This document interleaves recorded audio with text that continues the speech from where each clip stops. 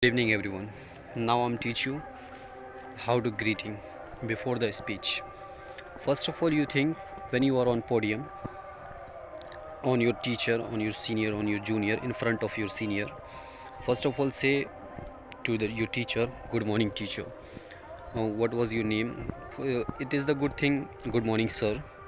And thereafter, you say, "Good morning, juniors," and "Good morning, my seniors and respected teacher." Also, you can use, and thereafter you can start your greeting with the sentence is that, first of all, thanks to give me this opportunity to introduce myself. I am, what is your name, and what is your father name. Also, you can include on them introduction. Okay, and then you have a start from what is your qualification, where you getting education, what is your hobby, what is your aim, what is your favorite language.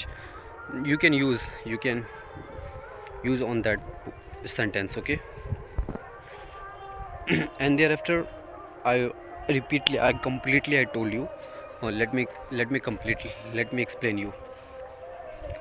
First of all, you would like to tell them, thank you. Good morning everyone. Good morning, sir, respected sir, my junior and my seniors.